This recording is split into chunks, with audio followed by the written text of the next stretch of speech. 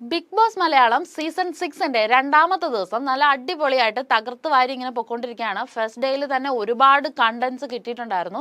അതുപോലെ തന്നെ second ഡേയ്സിലും maximum contents ഉണ്ടാക്കാനായിട്ട് എല്ലാ കണ്ടസ്റ്റൻസും അവിടെ നിന്ന് നല്ല രീതിക്ക് പൊരുതുന്നുണ്ട്.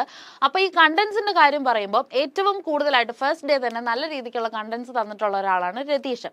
ഇപ്പോൾ രതീഷിനെ പറ്റിയിട്ട് സോഷ്യൽ മീഡിയയിലും കാര്യങ്ങളും ഹൗസ് മേറ്റ്സിന്റെ ഇടയിൽ തന്നെ ഉണ്ടായിരിക്കുന്ന ഒരു ചർച്ചാ വിഷയം എന്ന് പറയുന്നത് രതീഷ് ഫേക്ക് ആണ് എന്നുള്ളതാണ്. അദ്ദേഹം ഫേക്ക് ആയിട്ട് നിന്നിട്ടാണ് കളിക്കുന്നത്. ദ റിയൽ രതീഷ് ഇതല്ല എന്നുള്ളതാണ്. അതിന് കുറച്ച് റീസൺസ് ഒക്കെ ഉണ്ട്. അതായത് രതീഷ് ഫസ്റ്റ് ഡേ തന്നെ മുതൽ തന്നെ നല്ല രീതിക്ക് വോളിയം എടുത്തിട്ടാണ് സംസാരിക്കുന്നത്. ആവശ്യമുള്ളതിലും ആവശ്യമില്ലാത്തതിലും ഒക്കെ കയറി ഇടപെടുന്നു. അതിനകത്തൊക്കെ നല്ല രീതിക്ക് ഹൈപ്പറായിട്ട് വോളിയം എടുത്ത് സംസാരിക്കുന്നു. അപ്പൊ ഇങ്ങനെ സംസാരിക്കുമ്പോൾ ആളുകൾ ഫസ്റ്റ് ഡേയിൽ ലാസ്റ്റ് ഒക്കെ ആയപ്പോൾ തന്നെ പുള്ളിയുടെ സൗണ്ട് ഒക്കെ വല്ലാതെ അടഞ്ഞിട്ട് പുള്ളിക്ക് ലാസ്റ്റ് സൗണ്ട് ഒക്കെ ഇല്ലാതായിരുന്നു.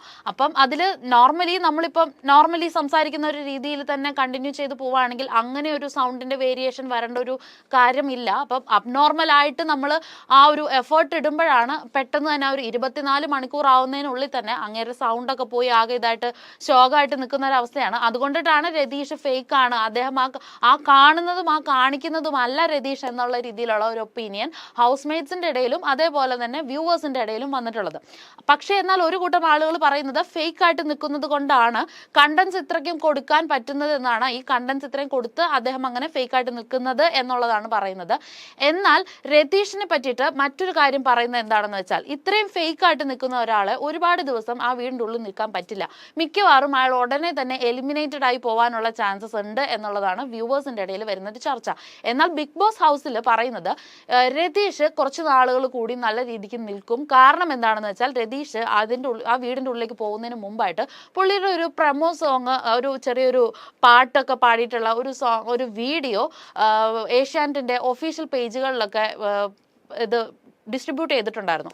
അപ്പോൾ ആ ഒരു സംഭവം വെച്ചിട്ട് പറയുന്നത് ഏഷ്യാനെറ്റ് സ്വന്തമായിട്ടൊരു പ്രൊമോഷൻ രതീഷിന് വേണ്ടി കൊടുക്കുന്നുണ്ട്. അതുകൊണ്ടിട്ട് രതീഷിന് ആ ഒരു അവിടെ നിലനിൽക്കാനായിട്ട് പറ്റും എന്നുള്ള കാര്യങ്ങൾ ഹൗസ് മേറ്റ്സിന്റെ ഇടയിലും ഇങ്ങനെ ഒരു ചർച്ചാ വിഷയമായിട്ട് വരുന്നുണ്ടായിരുന്നു.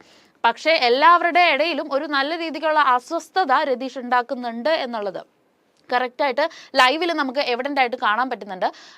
നമ്മുടെ ഒരു എപ്പിസോഡ് മാത്രം നോക്കിയിട്ടുണ്ടെങ്കിൽ ഇതൊന്നും മനസ്സിലാവില്ല. ലൈവിൽ കറക്റ്റായിട്ട് ഇതെല്ലാം കാണുന്നുണ്ട്. എല്ലാവർക്കും ഒരു തരം അസ്വസ്ഥത രതീഷ് ഉണ്ടാക്കുന്നുണ്ട് എന്നുള്ളത്, സൗണ്ട് കൊണ്ടും അല്ലാതെ പുള്ളിയുടെ ബിഹേവിയർ കൊണ്ടൊക്കെ.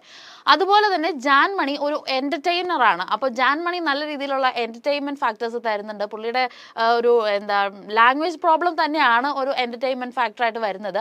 അതുകൊണ്ടിട്ട് തന്നെ ജാൻമണി കുറച്ച് നാളും കൂടെ ആ വീട്ടിൽ നിൽക്കും എന്നുള്ളത് തന്നെയാണ് വ്യൂവേഴ്സ് ഒക്കെ പറയുന്നത്.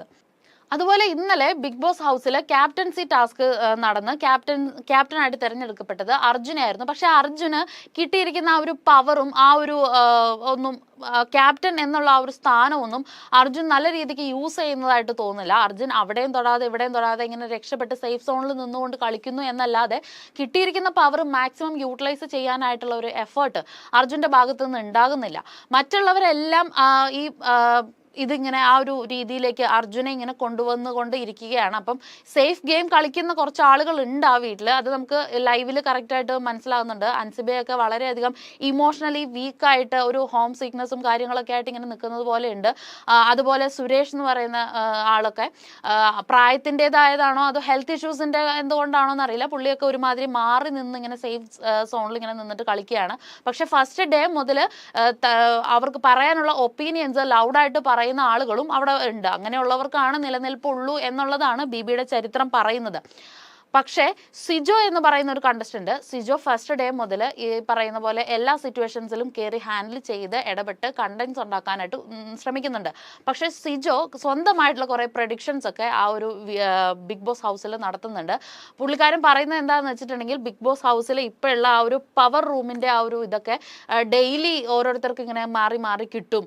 അത് ഇന്നിപ്പം ഇന്നെ ആക്കുകയാണെങ്കിൽ നാളെ മറ്റൊരാൾക്കായിരിക്കും എന്നുള്ള രീതിയിലുള്ള കുറേ പ്രഡിക്ഷൻസ് ബിഗ് ബോസ് ഹൗസിനെ പറ്റിയിട്ടുള്ള പുള്ളിയുടേതായ കുറേ പ്രഡിക്ഷൻസ് ഒക്കെ പറയുന്നുണ്ട്. ഇതൊക്കെ മറ്റുള്ളവർ ഇതെല്ലാം വിശ്വസിക്കുന്നുണ്ട്. അവരിതൊക്കെ വിശ്വസിച്ചിട്ട് പുള്ളിയുടെ പുറകെ ഇങ്ങനെ ഒരു വാല് പോലെ നിഴല് പോലെ പോകുന്നത് കൊണ്ട് സംഭവിക്കുന്നത് എന്താണെന്ന് വെച്ചാൽ അവരുടെ തന്നെ കുഴി തോണ്ടിക്കൊണ്ടിരിക്കുകയാണ്. അതുപോലെ എലിമിനേഷൻ പ്രോസസ്സിന്റെ ടൈമിൽ ഈ സ്ട്രോങ് ആയിട്ടുള്ള ഒരു കണ്ടസ്റ്റന്റ് ആയിട്ട് ഫീൽ ചെയ്യുന്നത് കൊണ്ട് ഞങ്ങൾ നോമിനേറ്റ് ചെയ്യുന്നു എന്ന് പറഞ്ഞിട്ട് സിജോനെയൊക്കെ പറയുകയുണ്ടായി. അത് കൂടാതെ അതിനുശേഷം ഡയറക്റ്റ് ആയിട്ട് വന്നിട്ടും കിച്ചൺ ടീമിൽ നിന്നുള്ള 2-3 പേരിങ്ങനെ പറയുന്നുണ്ടായിരുന്നു സിജോയും റോക്കി അസയും ഒക്കെ സ്ട്രോങ് ആണ്, അതുകൊണ്ടിട്ട് ഞങ്ങൾ അവരെ ഞങ്ങൾ പേടിക്കുന്നുണ്ട്, അതുകൊണ്ട് റോക്കീനെ ഞങ്ങൾ ഡയറക്റ്റായിട്ട് എലിമിനേഷനിലേക്ക് വിടുകയാണ് എന്നൊക്കെ പറയുമ്പം അവർക്ക് ലഭിക്കുന്ന ആ ഒരു എനർജി ഉണ്ട്.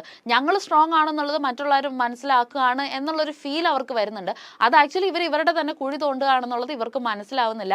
ഗെയിം പക്കായിട്ട് എന്താണെന്ന് മനസ്സിലാക്കി ആ വീട്ടിൽ കളിക്കാൻ വന്നിരിക്കുന്ന വളരെ കുറച്ച് പേരുള്ളൂ. സിജോയും റോക്കിയും ഒക്കെ നല്ലൊരു ഗെയിമർ തന്നെയാണ്. അത് ഫസ്റ്റ് ഡേ മുതൽ തന്നെയുള്ള അവരുടെ കോൺവെർസേഷൻസ് കൊണ്ടും അവരുടെ പ്ലാനിങ് എന്നൊക്കെ നമുക്ക് മനസ്സിലാക്കാൻ പറ്റുന്നതാണ്. സിജോയുടെയൊക്കെ ആ ഒരു സ്ട്രാറ്റജി എന്താണെന്ന് വെച്ചാൽ തന്നെ ഇമോഷണലി ഒരാളെ വീക്കാക്കി കൊണ്ടുവന്നിട്ട് കപ്പടിക്കുക എന്ന് പറയുന്ന ഒരു സ്ട്രാറ്റജിയിലാണ് അവർ വന്നിട്ടുള്ളത്. പക്ഷെ എന്നാൽ ഇവർ ബാക്കിയുള്ളവർ ചെയ്യുന്നത് ഈ പറയുന്ന ആളുകളെ സ്ട്രോങ് ആക്കുക എന്നുള്ളതാണ്. അതായത് ബെടക്കാക്കി തനിക്കാക്കുക എന്നൊക്കെ പണ്ട് പറയുന്ന പോലത്തെ ആ ഒരു രീതിയിലേക്കാണ് സിജോ ഒക്കെ ചെയ്യുന്നത്. അതുപോലെ തന്നെ സിജോ നല്ല കണ്ടസ്റ്റന്റ് ആണ് എന്നുള്ളൊരു പോയിന്റ് പ്രേക്ഷകരിലേക്കും കൂടെ ഇട്ട് കൊടുക്കുകയാണ് ഹൗസ് മേറ്റ്സ് അവിടെ ചെയ്യുന്നത്. അതൊരു നല്ല രീതിയിലുള്ള ഒരു കാര്യമായിട്ട് എനിക്കും തോന്നുന്നില്ല. അത് അവരുടെ ഗെയിമിനെ നല്ല രീതിക്ക് ഉൾട്ടയായിട്ട് ബാധിക്കാനുള്ള എല്ലാ ഒരു ചാൻസും കാണുന്നുണ്ട്. ഇന്നലത്തെ എലിമിനേഷന്റെ ആ ഒരു ടൈം കഴിഞ്ഞപ്പോൾ നമുക്ക് അവിടെ ഉണ്ടായ ഒരു പെർഫോമൻസ് ആയിരുന്നു ജിൻഡോയുടേത്.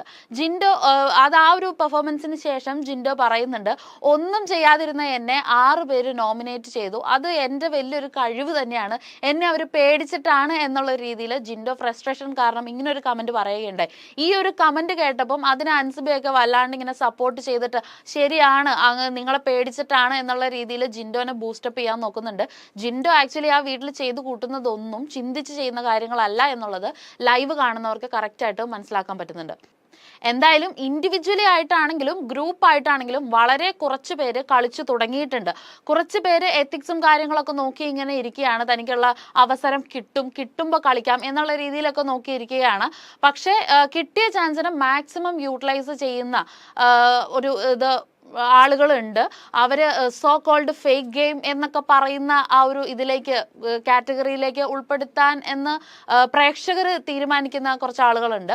അതുപോലെ ഹോം സിക്നെസ് ഒന്നും മാറാതെ ഇപ്പോഴും ആ വീട്ടിൽ ഇമോഷണലി ഇങ്ങനെ ഫീൽ ആയിക്കൊണ്ടിരിക്കുന്ന ആളുകളുണ്ട്. കണ്ടന്റ്സ് ഒന്നും അധികം തന്നെ പുറത്ത് വിടുന്നില്ല ബിഗ് ബോസിന്റെ അണിയറ പ്രവർത്തകർ. അത് ലൈവ് കണ്ട് തന്നെ നമ്മൾ മനസ്സിലാക്കണം. അതുപോലെ തന്നെ വേറൊരു കാര്യമാണ്, നോർമലി എല്ലാ സീസൺസിലും 16 പേരെയാണ് സെലക്ട് ആക്കില്ല. പക്ഷേ ഇത്തവണ അവരൊരു 19 എന്ന് പറയുന്ന ഒരു നമ്പറിലേക്കാണ്, കണ്ടസ്റ്റൻസിന്റെ നമ്പറിലേക്കാണ് എത്തിയിരിക്കുന്നത്. പക്ഷേ ഇതിനിവിടെയുള്ള ഒരു ചാൻസ് എന്ന് പറയുന്നത് ഒരു വൈൽഡ് കാർഡ് എൻട്രി വരും. ഈ ഒരു വൈൽഡ് കാർഡ് എൻട്രി വന്ന് അതൊരു 20 പേര് കണ്ടസ്റ്റൻസ് ആക്കും എന്നുള്ളതാണ്. നോർമലി ഉള്ള എല്ലാ ബിഗ് ബോസ് ഹിസ്റ്ററീസും ചെക്ക് ചെയ്തിട്ടുണ്ടെങ്കിൽ അതിൽ നിന്ന് മനസ്സിലാക്കും ഫസ്റ്റ് വീക്കിൽ എലിമിനേഷൻസ് നടക്കാറില്ല. ഫസ്റ്റ് വീക്കിൽ എന്തെങ്കിലും ഒരു റീസൺ പറഞ്ഞ് അവരെ സേഫ് ആക്കി വെക്കലാണ് പതിവ്. അങ്ങനെ നോക്കുമ്പോൾ 19 പേര് തന്നെ ആ വീട്ടിൽ റിമൈൻ ചെയ്യും.